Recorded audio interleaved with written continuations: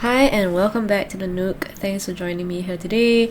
It's been a while since I've been here and I'm glad to be back.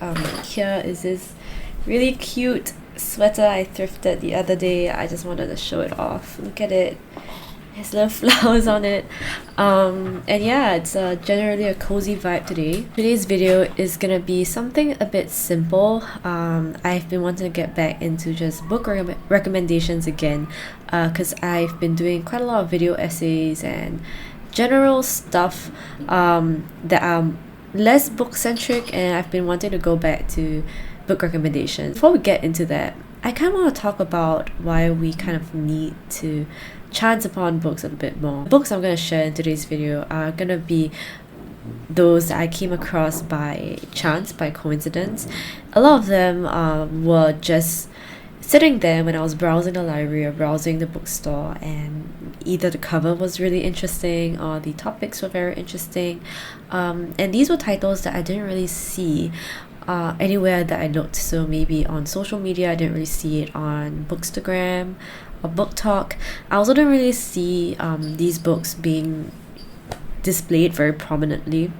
And I just wanted to kind of comment on that. I feel like for those of us who enjoy reading a lot, we oftentimes get bombarded with a lot of marketing for certain books. I know that every time a new contemporary fiction writer's book is being released, there's a lot of hype about it online. And I think for me, given that I don't really read a lot of fiction, sometimes I find it quite overwhelming when I see a lot of reviews of the same book and I see a lot of people raving over the same author. And there's nothing wrong with having an author that can really speak to today's generations and today's struggles and all that. But that's not the full picture. Oftentimes, there are a lot of other books out there that we should try our hands on reading. And I myself have a lot of genres that I have not attempted, and many different fiction genres, many different non-fiction themes and topics that I've yet to really dip my toes in. So today's books are still pretty much within what I might typically read, but these titles were sort of chanced upon without any sort of leads. So people did not recommend them to me, neither did I see them being promoted on social media. I also didn't search them out intentionally, means I wasn't really researching a particular topic and then chanced upon this book. It was more of like I was browsing other books, intending on getting other books, but ended up getting these instead. And these books turned out to be excellent and really memorable. I think when you pick a book that you weren't intending on reading and it actually resonates a lot with you, I find that experience is a lot more unforgettable than reading a book that is very hyped and then everyone says it's hyped and it's good.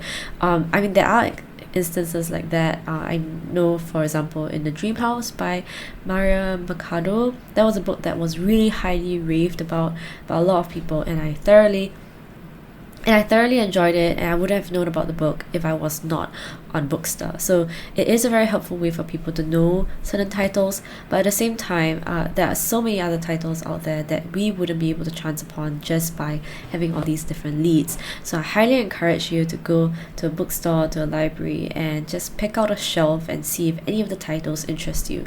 And this is the reason why I spend like 2 or 3 hours in the library, because I'm literally browsing every single shelf that I am even the slightest interest in, that have the slightest interest in. I would browse the shelf and I would pick out any single title that might sound interesting, and that's why I always emerge with more books than I can read in the month or in the period that it's actually loaned to me. So good for me, I guess. So yeah, this is a general rule for myself. Every time I go to a place, I try to pick out a book that I've never heard of before or I've never really seen anyone talk about, and that has really resulted in a lot of good books, but also has resulted in a lot of books that didn't really hit the spot for me. But I am going to share some books that I found through this method. Yeah, so let's go ahead. So the first book I want to talk about, it is a climate related book called The Tales of Two Planets, Stories of Climate Change and Inequality in a Divided World by John Freeman. I did talk about this book in a wrap-up, if I'm not wrong, and it was really a random encounter. I was just browsing the library's ebook collection, so every now or then, they would publish sort of recently added ebooks to the library, and I was just browsing that. I tend to browse a lot of shelves and a lot of books for no reason, and I've never heard about this book in any other area. So surprising, because many of the contributors are very well renowned authors and writers, which was strange that this book didn't pick up even more publicity than I thought it would have. This anthology is a mix of fiction and non-fiction, so it's great for me. I love reading a mix of the two. There's a lot of activists involved in the writing as well. There are indigenous rights activists, advocates. There are also different journalists that are contributing pieces.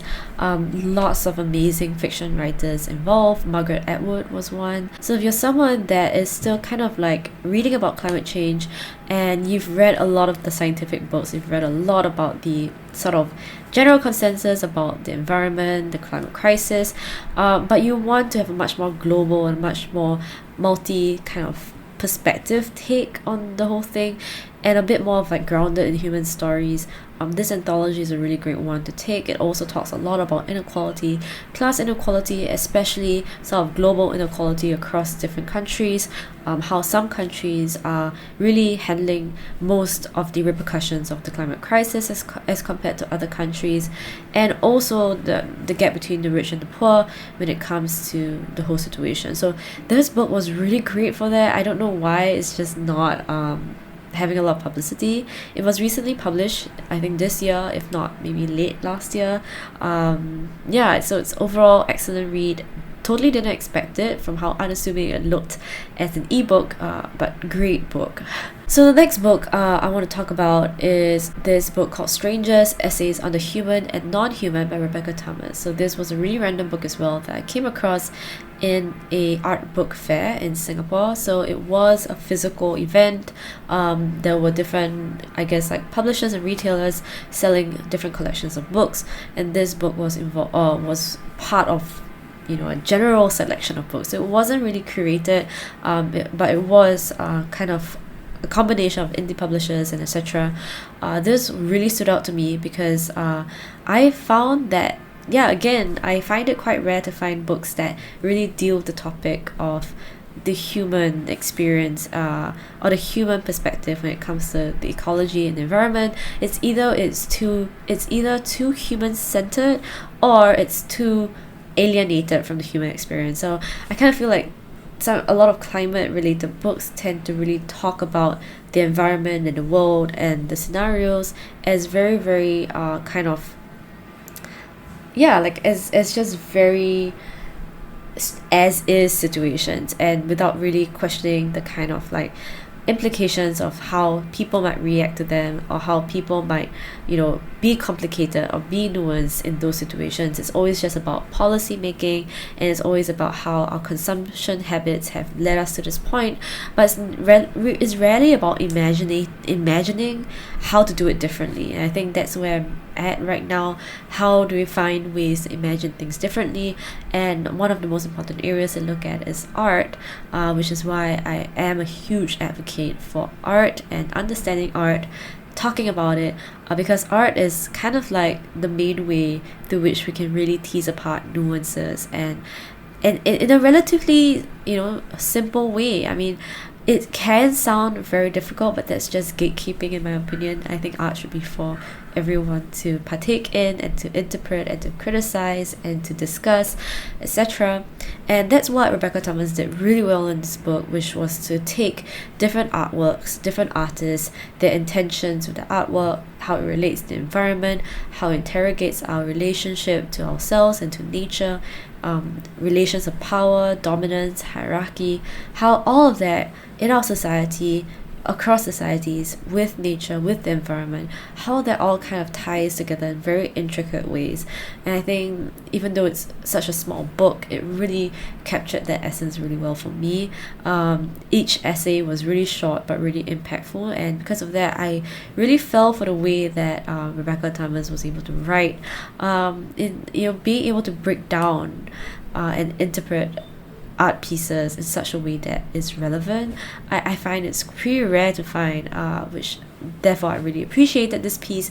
So if you really want to read that kind of line of thought, that kind of development of ideas, you should really check out this book. The third book I want to talk about is What Can a Body Do? How We Meet the Built World by Sara Hendren. And this book, I chanced upon it when I was in the public library, so I'm just browsing different books. It is a little bit more practical than what I would normally read. It is a bit more technical as well. It's about architecture, but it's also about accessible design. And I learned a lot from this book because I have been trying to pick up a bit more books on disability or accessibility, inclusivity, politics and policy making and all that sort of situation, and seeing how that ties in movements, ties in in an intersectional way with justice, with social justice. So that has been a relatively recent inquiry for me, which has been really exciting to be on. I realized that such simple design is really underrated. You don't need to spend so exorbitant amounts of money, and also building things from the foundation with these accessible kind of notions in mind from the very beginning. And this book, if you're someone that's interested in design, community access, inclusivity and all that, would be a really, really interesting book for you to read, especially because there's a lot of case studies, and I love that. I love it when authors can take really, really hands-on empirical examples and break it down and give you the larger societal kind of reasons and causes and benefits of the whole thing. So I loved the book a lot, and I enjoyed it immensely. I really enjoyed the way the author wrote, and yeah, I really enjoyed it. So if you've been with my channel from the very beginning, I used to do things a lot more thematically. So at the end of the year, I did do a thematic wrap-up, and one of them was on the digital reality divide or perceived divide. It was also a lot of the digital economy and how we grapple with being online. So the next 3 books kind of trickled over from that whole thread of thought. And the first book I want to talk about is Offline Matters, Less Digital Guide to Creative Work by Jess, Henderson. And this was a book that I chanced upon in the public library when I was searching for professional development books, because at that time I was having a career crisis. I was trying to find like those guru books, like self-help guru books that would help me magically figure out what I wanted to do next in my life. And while I was doing that, I chanced upon this book, and I thought it was a very practical guide to surviving kind of this online work scenario, but it was not. It was a very, very charismatic short piece of a book that's written anonymously. First of all, it has amazing graphic design. The font and the styling and the typography were all so amazing. So just the design elements of the book. And although I don't really talk about that in my videos, I don't really talk about the presentation of the book because I'm more of a content over form sort of person, but in this case I really wanted to highlight that for this book. It really added to the whole experience of kind of questioning what really is online and what is real, what is really sort of the difference between a material self and a virtual experience. So this book is actually written as a how-to guide to surviving creative work in today's online world. The author actually intended on being a bit more sarcastic with dissecting and discussing what creative work is. So nowadays, it's pretty common to say, I guess in a professional setting or a corporate setting, to say that you work as a creative, and that could imply any sort of role. That could imply maybe a marketing role, PR role. It could involve graphic design. It could involve, I don't know. I'm not very good at corporate speak, so don't comment on that. But I think one really good thing that the author raised was questioning that why is it now that the creative work that we do today, when you see yourself as a creative, why is it so much associated with the idea of selling things or marketing things? And why is it that all our creative energy has to be funneled towards the act of selling, towards the act of advertising? And I think this was such an important point for me to read into and to really question myself in, because as I mentioned before in an earlier video about being a content creator or creating content on YouTube, basically this whole industry, it is an advertising industry. You are still selling attention. You are still kind of getting people to watch your videos in order for you to run ads on the channel, to run ads on the videos.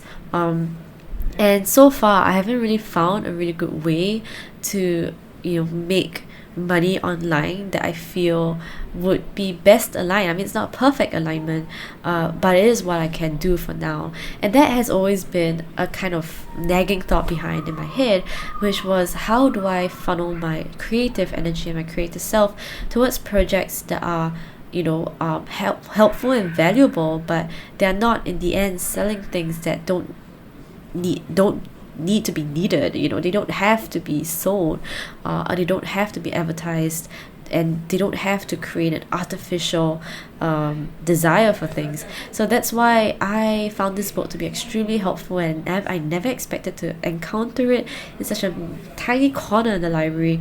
And I would really, really recommend it for any of you who are working creative careers, or you're working in a corporate setting and you're basically kind of using your creative energies to get people to buy things that maybe you're not really convinced they need.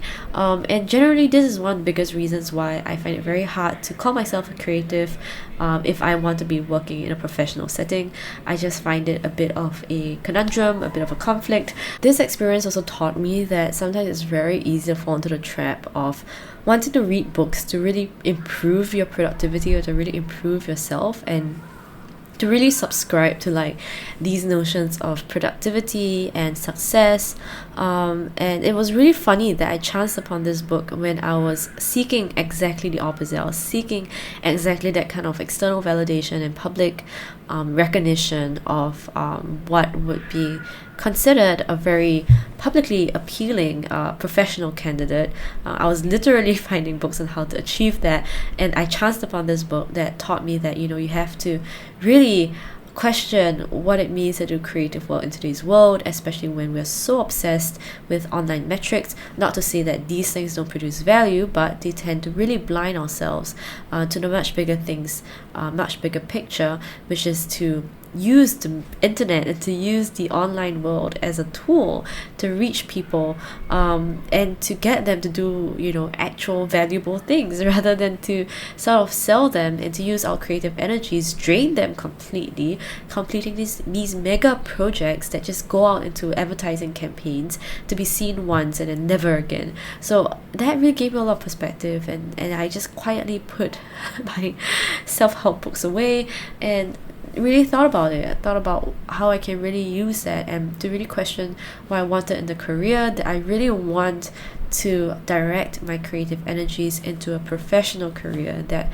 was the start of the questioning line for me then. So it's kind of crazy that books that you encounter can give you answers quite the opposite that you expect, and that's one of the main reasons I think I keep doing this, where I keep trying to find books that seem to appeal to me, and actually that shows me more of what I might need, rather than to kind of throw me into the kind of conventional path where everyone is reading the same book and agreeing with the same opinions.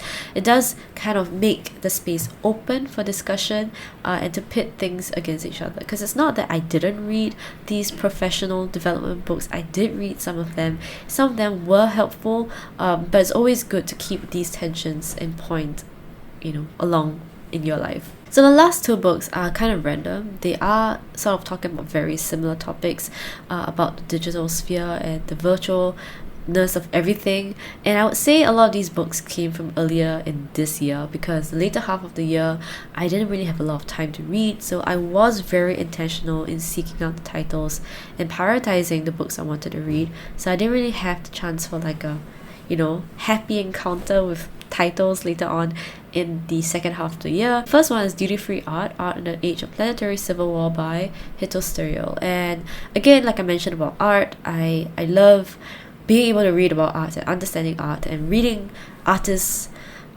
words, and also art critiques words on art overall. Hito Steyerl is someone who does art but also talks about art and lectures about art, so she's kind of like having a different kind of multiple perspective thing going on. And in this case, it is a pretty difficult book. It talks about how through the lens of art, we can sort of question and dissect our idea of self and identity. Now, this is still very inward looking. This is exactly the kind of very inward questioning that we might have. And I wonder whether it's because I haven't been exposed to the area of like internet discussions, like kind of political and kind of sociological discussions of the internet. I am someone who's always very interested in culture, but when I study culture and society and communities, I tend to study really like material and physical things, so like things like dance or things like music, things like fashion.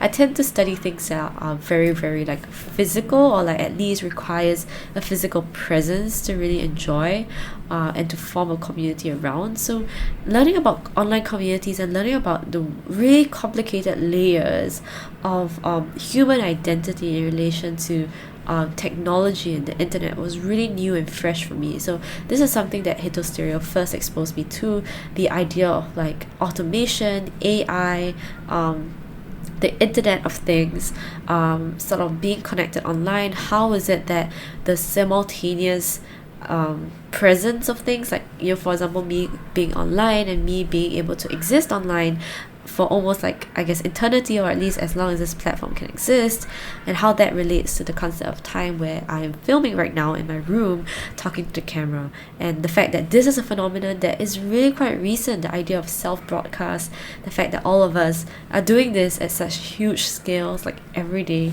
it's kind of mind-blowing to me. And this is the first time I really sort of saw it from an arts kind of perspective, like a critical arts perspective, if that's what it's called. I don't know what's the official name of this whole genre called, but every chapter is really mind-blowing, and I have never thought of picking it up until I did see it at the bookstore, and I felt that it was such an intriguing concept of study. And so moving on to the second book, Scripted Culture, Digitalization in the Cultural Public Sphere, this is very similar. It's a very similar set of ideas talking about what it means to be online, and there was actually a section that talked about booktube in this selection of essays. It was really funny because it was talking about how nowadays people start to look to the internet for recommendations and sort of as a guide. And you think about it, like, a lot of these things didn't exist back then. A lot of people used to get their book recommendations either from the daily or weekly book reviews in the newspaper, or by sort of just looking at the bestseller list. Nowadays it's much easier to find recommendations on anything that you like, even creating your social media feeds and all that, and I never really thought about the consequences of that. These two books are more for people who might want to really dive deep into the discussion of internet culture and the internet society. It's not just talking about internet culture itself, but really taking it a bit further and talking about the complex kind of repercussions it might have on how we perceive ourselves and perceive time. So if you're someone that really enjoys that kind of like mind-boggling discussions, you might enjoy these two books. Again, I wouldn't have gotten into such a deep train of thought into the internet and into virtual selves and technology and all that if I didn't chance upon these books. I'm sure all of you might understand this, but being online as a viewer versus someone who is trying to actively create content for the platform, it is a very different experience. There are many different expectations that are not said but sort of implied, and there's a lot of different ways to think about presentation and to think about the audience and how they think about you. And I'm just rambling at this point, but if you're someone who has ever done social media marketing, or if you've ever done social media content creation, you would understand that it is kind of jarring sometimes to see all this online reception and online discussion, and to see it kind of overlap with real life, and to me, I'm still kind of wondering what areas of my life I want to be able to share comfortably, versus what kind of content I feel like people might want to watch, or people might benefit from watching and all that. So it's still ongoing discussion for me, and I'm not someone that easily shares my life. That's the end for this video from me. I hope you enjoyed it. So I do hope you'll be able to find books that are interesting, just kind of browsing around and chancing upon them. This is one of the best experiences that I would always really look forward to every time I'm browsing books. Of course, it's really nice to be able to find books, seek out books intentionally and read them and enjoy them, but I think it's a completely different experience when you are able to encounter thoughts and ideas that you didn't seek out but really learned a lot from. And I find that this is something we can all do a lot more, especially when online things are much more curated. Things are a lot more personalized, with algorithms of switching towards personal recommendations and reinforcing your dislikes and likes. I find that it's even more important to kind of go out there and find books out there that are being published every day about different topics and about things that, you know, will really widen your understanding of things. Thank you so much for watching, and I'll see you really soon on this channel. I'm pretty excited to share a whole bunch of videos for the end of the year. So thanks, I'll see you soon in the next video. I hope you've been staying safe, and I also hope you're having a good day. If you're not, I do hope you take the time to take care of yourself today and to get a good night's rest tonight, and I hope tomorrow will be a much better day for you. So yeah, thank you again, and cool, bye. A last bye from my sweater as well. Bye bye.